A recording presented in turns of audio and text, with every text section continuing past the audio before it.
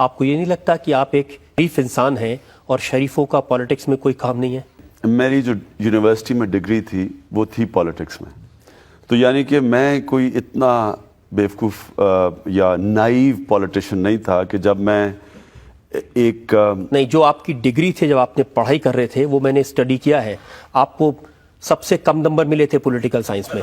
میں آپ کو یہ ریکویسٹ کروں گا کہ آپ پھر سے اس کے اوپر ریسرچ کریں، اور جب آپ ریسرچ کریں گے تو آپ کو پتہ چلے گا کہ پالیٹکس کے پیپر کے اندر مجھے آکسفورڈ کے اندر، یہ آپ یاد رکھیں کہ آکسفورڈ کے اندر سارے ذہین ترین سٹوڈنٹس جاتے تھے، اس کے اندر مجھے ٹاپ سیکنڈ ملا تھا آکسفورڈ کے اندر۔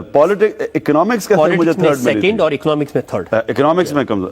دیکھیں، تو میں پاکستان کی پولیٹیکل سچویشن کو جانتا تھا۔ کرنل نسیم ہیں پاکستان کرکٹ کنٹرول بورڈ کے، انہوں نے کہا کہ ہر شام ان کی ایک نئی لڑکی کے ساتھ گزرتی تھی عمران کی۔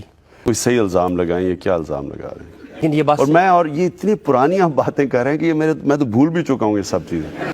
اس کو کیا آدمی ڈیفینڈ کرے اپنے آپ کو؟ بھی نہ کبھی کسی کو تو یاد دلانا پڑتا ہے عمران صاحب۔ میرا تو ایک شادی سے پہلے کا فیز تھا جو میں بھول چکا ہوں، اس کے بعد شادی کے بعد کا فیز ہے، اس کو وہ مجھے یاد ہے، اس کے اوپر کوئی بات کرے۔ آج کل نوجوانوں کو بہت اپدیش دیتے ہیں، پریچ کرتے ہیں کیسے فیملی ویلیوز پر دھیان دینا چاہیے۔ وہ اپنے اوپر تو آپ نے امپلیمنٹ کیا نہیں، جب آپ نوجوان تھے تب آپ نے کیا کیا حرکتیں کی تھی جب آپ لندن میں رہتے تھے، اس کا چٹھا تو لوگوں کو معلوم ہی ہوگا۔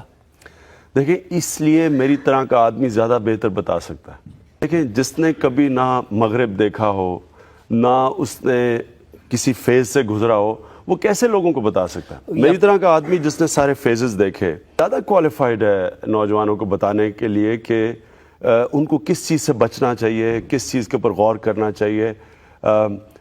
ایک بندروں کی طرح کسی اور کلچر کو کاپی نہیں کرنا چاہیے۔ تو یہ میرے سے میں سمجھتا ہوں نوجوان زیادہ سنیں گے بجائے اس کے جس کو پتہ ہی نہیں مغرب۔ لیکن آپ کو بھی بتایا تھا جب آپ لندن جا رہے تھے 20 سال کی عمر میں، تو آپ کی ماں نے آپ کو کہا تھا کہ بیٹا یہ جو گوری میم ہے ان سے دور رہنا۔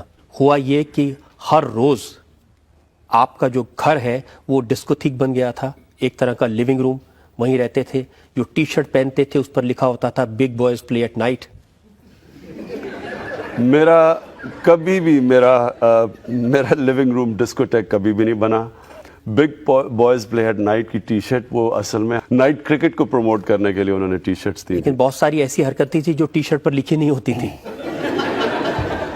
دیکھیں، یہ تو اب آپ کا جو امیجنیشن ہے یہ زیادہ آگے جا رہا ہے۔ بہت سارے نام آپ کے ساتھ برٹش میڈیا نے جوڑے تھے، بہت لمبی لسٹ ہے۔ ایما سارجنٹ کا نام آپ کے ساتھ جڑا، لولو بلیکر کا نام آپ کے ساتھ جڑا، سوسن کا نام آپ کے ساتھ جڑا، گولڈی ہارن فلم سٹار کا نام آپ کے ساتھ جڑا، میری ہلکن کا نام آپ کے ساتھ جڑا۔ آپ کو یاد آ رہے ہوں گے کہ کر کے یہ سب۔ لیزا کیمبل کا نام آپ کے ساتھ جڑا، T V star Anastasia Kick, M T V کی کرسٹین بیکر۔ اب کچھ تو سچ ہوگا اگر اتنے سارے نام دیے ہیں تو۔ یہ تو بھی آپ نے تھوڑے گنے ہیں، اور یہ وہ نام ہیں جن کو کسی کو بھی میں جانتا تھا، وہ آپ نے سارے نام ڈال دیے۔ میں اس لیے کہا اس سے زیادہ لوگوں کو میں جانتا تھا۔ سیاست نے آپ کو اتنا دیوانہ کر دیا کہ آپ اپنے گھر کے بارے میں، پریوار کے بارے میں، فیملی کے بارے میں بالکل بھول گئے۔ اور جس جمائمہ نے اپنا ملک چھوڑا، اردو سیکھنے کی کوشش کی، پاکستانی بننے کی کوشش کی، اس کو نقصان ہوا آپ کی سیاست کی وجہ سے۔ اس میں کوئی شک نہیں کہ جب میں نے پالیٹکس کی وجہ سے میری شادی کو نقصان ہوا، لیکن جب میں پالیٹکس میں جا رہا تھا تو میرا تب یہ خیال تھا کہ جمائمہ میرے ساتھ مل کے پالیٹکس کرے گی، یعنی کہ وہ بھی ایک ایکول پارٹنر رہے گی پالیٹکس کے اندر۔ لیکن بدقسمتی یہ ہوئی کہ جب میں نے پالیٹکس شروع کی تو جو میرے اپوننٹس تھے، جو میرے پولیٹیکل اپوننٹس تھے، انہوں نے، کیونکہ مجھے اللہ نے ایک اسٹیچر دیا تھا پاکستان میں اور میری کریڈیبلٹی تھی، کیونکہ وہ مجھے اٹیک نہیں کر سکتے تھے، انہوں نے سارا اٹیک جمائمہ پہ کیا۔ اس کا یہ نتیجہ ہوا کہ وہ بالکل میرے ساتھ پالیٹکس میں حصہ نہیں لے سکتی تھی، ہمیں اس کو پالیٹکس سے پیچھے رکھنا پڑا۔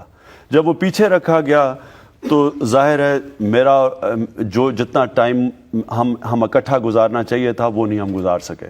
اور جو کراس کلچر میرج ہوتی ہے اس کے اندر آپ کو باقی شادیوں سے زیادہ وقت دینا چاہیے، اور ہم کیونکہ میری جو میری پولیٹیکل لائف تھی اس کی وجہ سے بجائے زیادہ کم اور وقت دیا میں نے، اور ظاہر اس سے نقصان ہوا شادی کو. تو آج آپ کو کیا لگتا ہے، آپ کو سیاست نہیں کرنی چاہیے تھی یا یہ والی شادی نہیں کرنی چاہیے تھی؟ دیکھیں انسان کی ایسپریشنز ہوتی ہیں. میں ایک وہ انسان رہا ہوں ہمیشہ جس کو کچھ نہ کچھ جنون رہا. کرکٹ کا جنون 9 سال کی عمر میں شروع ہوا، پھر 9 سال ہسپتال کا جنون رہا جب میری والدہ کو کینسر ہوئی اور اس سے ان کی وفات ہوئی. تو ایک پالیٹکس کا میں پولیٹیکل کریئر تو ڈھونڈ نہیں رہا تھا. میں نے جب یہ فیصلہ کیا کہ پاکستان میں اگر ہم تبدیلی چاہتے ہیں تو یہ تبدیلی صرف پولیٹیکل چینج سے آ سکتی ہے. دنیا کے اندر کوئی معاشرہ سوائے پولیٹیکل چینج کے تبدیلی نہیں کسی معاشرے میں آئی. تو جب اس کا فیصلہ کیا تو یہ پھر ایک جنون، یہ ایک ایمبیشن، ایک خواب بن گئی. تو اگر میں اپنی پالیٹکس یا جو بھی میرا یہ جو جنون ہے یہ چھوڑ کے اور شادی کو توجہ دے کے اور انگلینڈ میں جا کے بیٹھ جاتا تو سوال یہ پوچھنا ہے کہ کیا شادی پھر چل جانی تھی؟ کیونکہ جمائمہ نے ایک جنونی سے شادی کی تھی. اس میں مجھے جو شاید ان کو معلوم تھا کہ آپ میں یہ جنون ہے اور آپ سارا وقت سیاست پہ لگانے والے ہیں؟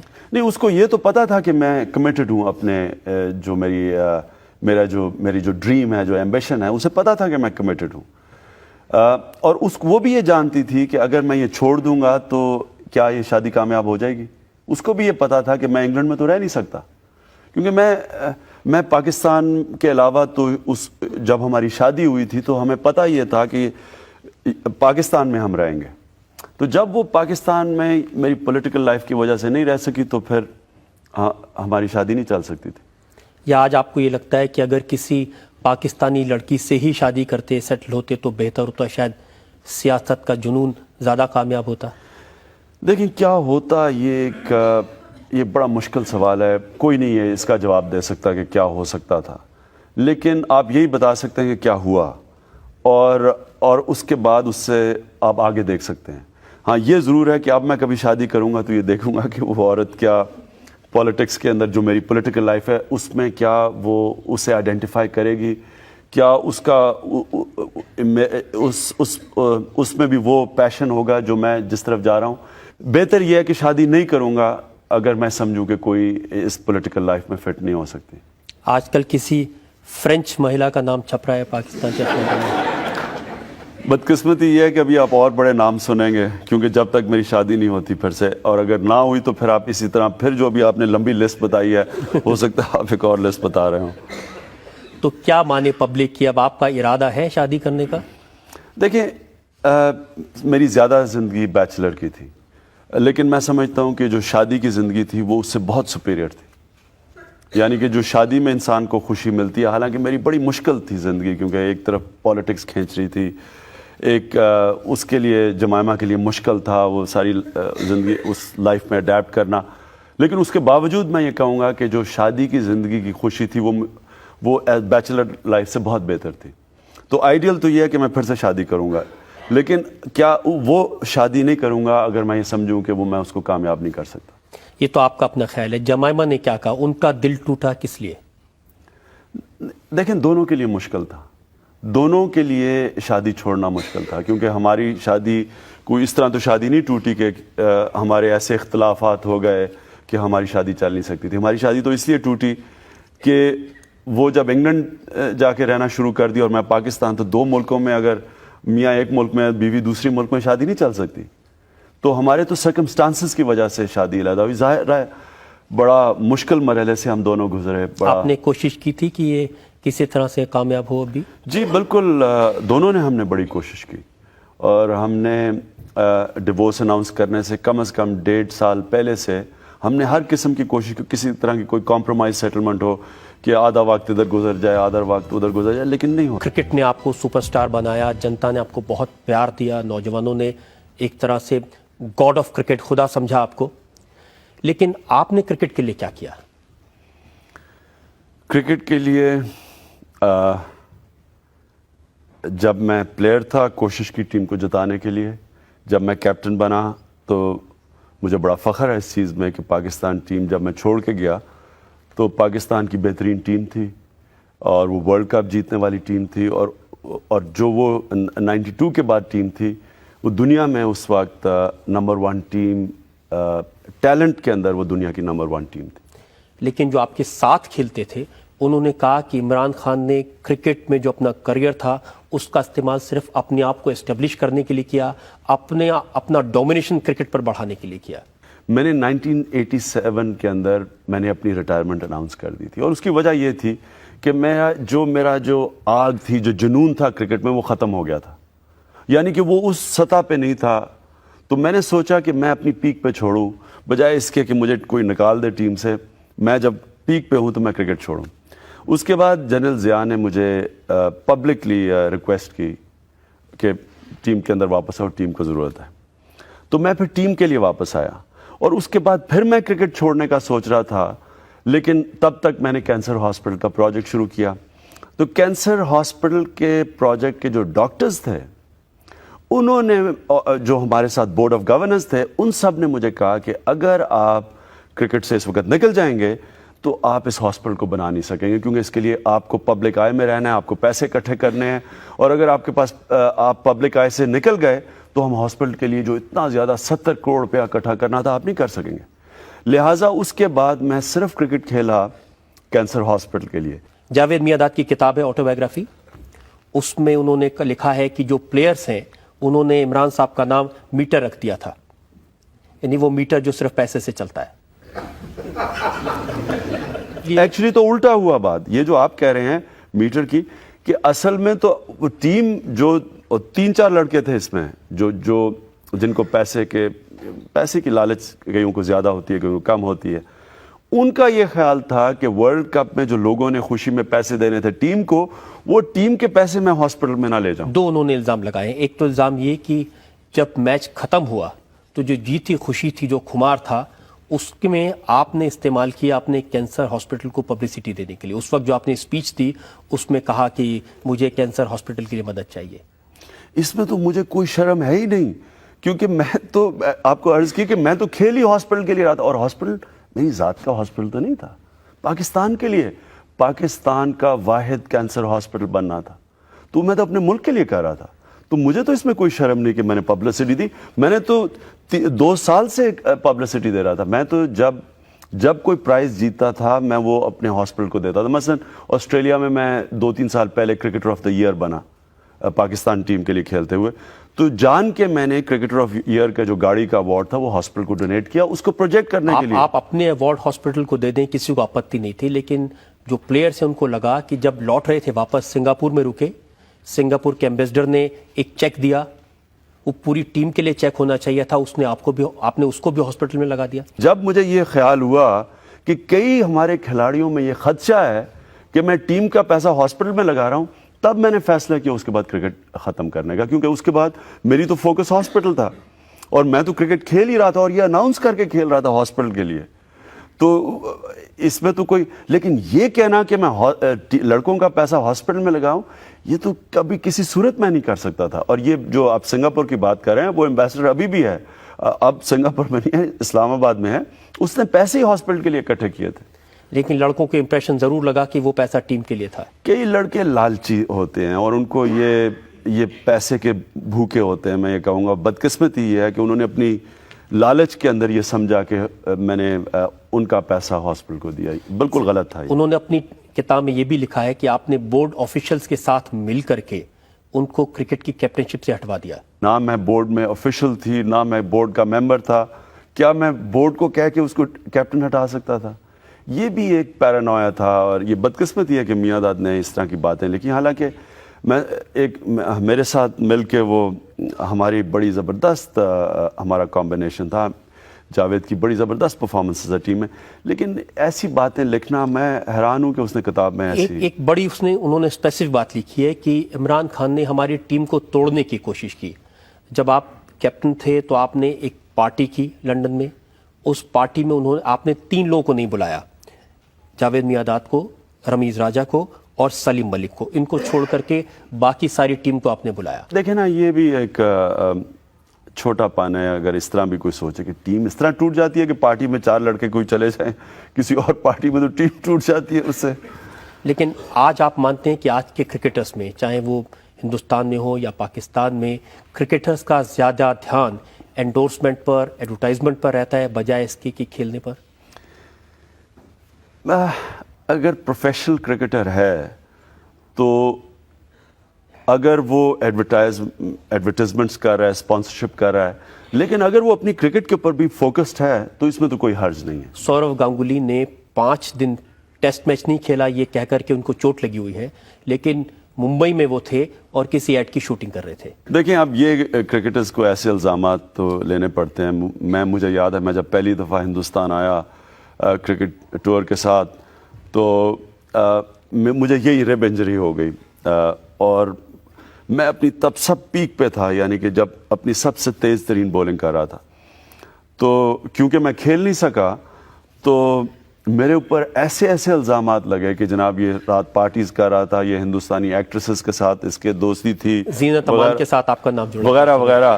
تو اس سے مجھے اتنا میں حیران رہ. خیر تب میں، اب تو پالیٹکس میں رہ کے اب انسان کو کسی قسم کی تنقید کا فرق پڑتا نہیں ہے، لیکن ان دنوں میں ابھی بھی میں حیران رہ گیا جس طرح کی چیزیں لکھی گئیں کہ لوگوں نے کہا ہم نے خود اسے پارٹی پہ دیکھا، صبح کے 5 بجے تک جاگا ہوا تھا، شراب پی رہا تھا، حالانکہ میں نے زندگی میں کبھی شراب نہیں پی. تو اس طرح کے الزامات لگتے ہیں، اسپورٹس مین کو فیس کرنا پڑتا ہے.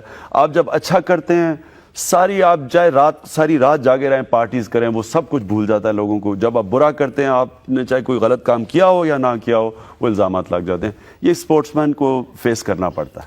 اور جب الزام ایسے لوگوں سے لگتے ہیں جو اپنے ساتھی رہے ہوں، اپنے کلیگ رہے ہوں، تب کیسا لگتا ہے؟ کئی دفعہ اس کا یہ جو آپ نے مجھے بھی، میں نے جاوید کی کتاب نہیں پڑھی، لیکن یہ جو آپ نے چیزیں بتائی ہیں، ظاہر ہے اس کا افسوس ہوتا ہے کیونکہ ایک آپ کے ساتھ کولیگ 15-17 سال کرکٹ کھیلتا ہے اور وہ اس طرح کی چھوٹی باتیں لکھتا ہے تو اس کا تکلیف ہوتی ہے. لیکن خیر انسان کو ایکسیپٹ کرنا پڑتا ہے، ہر انسان کی اپنی سوچ ہے. ایک اور آپ کے ساتھی رہے ہیں سرفراز نواز، وہ تو لگاتار آپ پر کوئی نہ کوئی الزام لگاتے رہتے ہیں. اس کی دیکھیں، ایک قرآن شریف میں ایک آیت ہے، ہماری کتاب جو ہے مسلمانوں کی، اس میں آیت ہے کہ اللہ نے انسان کو اشرف المخلوقات پیدا کیا، یعنی کہ سب مخلوق سے عظیم. لیکن جب وہ انسان گرتا ہے تو وہ جانوروں سے بھی نیچے چلا جاتا ہے. یہ جانوروں سے نیچے چلا گیا سرفراز نواز. اس کے لیے اوپر میں نہیں آگے بات کرتا. انہوں نے حال ہی میں الزام، تو وہ آپ کے اوپر 10 سال سے لگا رہے ہیں، لیکن حال میں انہوں نے 2 الزام لگائے ہیں جن کا ذکر کرنا چاہتا ہوں. ایک تو انہوں نے کہا کہ جتنا پیسہ آپ نے ہاسپٹل کے لیے اکٹھا کیا اس میں سے 10 ہاسپٹل بن سکتے تھے، آپ نے بنایا 1 اور 9 کا غائب. اس کا مطلب یہ اپنا ذہن جو اس کا ہے نا وہ بتا رہا ہے. اس کا مطلب یہ ہے کہ اگر یہ ہاسپٹل بنانے کے لیے پیسے اکٹھے کرتا، اس نے 10واں حصہ ہاسپٹل میں لگانا تھا، باقی خود رکھ لینا تھا. وہ آپ نے وہ انگریزی میں ایکسپریشن سنا ہے نا کہ it takes a thief to catch a thief. مطلب کہ چور کی سوچ چور کی طرح ہوتی ہے، تو وہ اپنی طرح، کیونکہ وہ چور کی طرح سوچ رہا ہوتا ہے تو وہ پھر اس کی مووز کر سکتا ہے. تو یہ اپنی سوچ بتا رہا ہے کہ اس کی کیا سوچ تھی. ایک اور الزام انہوں نے لگایا، انہوں نے کہا کہ آپ نے جو ہاسپٹل بنایا یہ اس لیے بنایا کہ جو جوئش فارماسیوٹیکل کمپنیز ہیں، جو آپ کے فارمر ان لاز کی کمپنیز ہیں، وہ کچھ ایکسپیریمنٹس کرنا چاہتی تھی کینسر کی دوائیں بنانے کے لیے، وہ انسانوں پر وہ ایکسپیریمنٹ ہوں اور وہ آپ کے ہاسپٹل میں ہو، اس لیے اس ہاسپٹل پہ اتنا پیسہ خرچ کیا گیا. میں نے کہا نا کہ جانوروں کی سطح سے نیچے جا چکا. اس کے اوپر اب آپ اس کے لیے کوئی یہ انگریزی میں کہتے ہیں نا گون کیس ہے، اس کے اوپر آگے کوئی بات نہ کریں کیونکہ یہ بیوقوف آدمی ہے اور بیوقوف کے علاوہ اس میں یہ بدنیت آدمی ہے. اس سمے آپ پاکستان ٹیم کے کیپٹن تھے، اس سمے آپ ایسا مطلب کیا سوچتے تھے، ایسا جب بھارت کے ساتھ میچ ہوتے تھے تو کس بھاؤ سے اس میچ کو کھیلتے تھے، اور کسی ٹیم کے ساتھ ہوتا تھا تو کس بھاؤ سے کھیلتے تھے؟ دیکھیں بھارت کے خلاف تو میں پورا زور لگاتا تھا اور پوری کوشش کرتا تھا کہ شکست دوں آپ کی ٹیم کو. لیکن یہ آپ ہمیشہ یہ یاد رکھیں کہ کبھی یہ کوئی دشمنی نہیں ہوتی تھی، یہ ایک ہیلدی کمپٹیشن ہوتی تھی، ایک مقابلہ ہوتا تھا. کیونکہ پبلک اتنا انٹرسٹ تھا اس میچز میں, ہمیں پتا تھا کہ سارا ہندوستان اپنی ٹیم کے ساتھ کھڑا اور ہمارا سارا ملک اپنی ٹیم, تو ظاہر ہے پورا زور لگانا تھا میں نے. لیکن بھارت کے خلاف جب کھیلتے تھے تو ڈر بھی ہوتا ہوگا اگر ہار کے واپس لوٹے تو پبلک مارے گی بہت.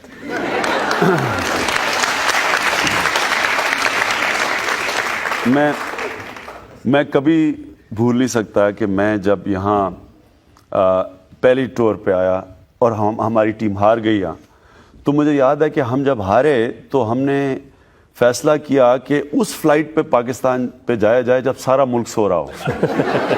تو ہم نے چن کے صبح کے 4 بجے کی ایک فلائٹ تھی, وہ چن کے ہم نے دلی سے پکڑی اور چن کے پہنچے. تو کوئی ایئرپورٹ پہ نہیں تھا, صرف کسٹم آفیشلز تھے اور امیگریشن آفیشلز. آپ یقین کریں کہ ان کسٹم آفیشلز نے ہمیں 2 گھنٹے ایئرپورٹ روکا اور ایک ایک چیز ہماری کانفسکیٹ کی جو بھارت سے آئی تھی, مثلا ریکارڈ یا پریزنٹس ملے, سب کچھ انہوں نے لے لیا ہمارے سے اور 2 گھنٹے وہاں میں رکھا. اور اس کے بعد جب ہم نکلے تو تھوڑے تھوڑے لوگ جاگے ہوئے تھے, تو ہم چھپ چھپ کے اپنے گھروں پہ پہنچے. اور اس کے بعد مجھے یاد ہے کہ ہم جب جیت کے گئے بھارت سے وہ 8 سال کے بعد سیریز میں یہاں, تو اسی ایئرپورٹ کے اوپر ہم پہنچے. وہاں 1.5 لاکھ آدمی ایئرپورٹ کے آیا ہوا تھا ریسیو کرنے, 5 میل تک لوگ کھڑے تھے سڑکوں پہ ریسیو کرنے کے لیے, اور انہی کسٹم آفیشلز نے کندھوں پہ ہمیں اٹھا کے لے کے گئے. تو یہ ہار جیت کا یہ ویسے یہ سکھاتا بھی بہت زیادہ ہے آپ کو دونوں چیزوں میں. آپ جب جیتتے ہیں تو پھر آپ بالکل آسمانوں پہ نہیں چلے جاتے, اور جب ہارتے ہیں تو آپ سمجھتے ہیں کہ ہاں یہ برا وقت ہے لیکن اچھا بھی وقت آئے گا.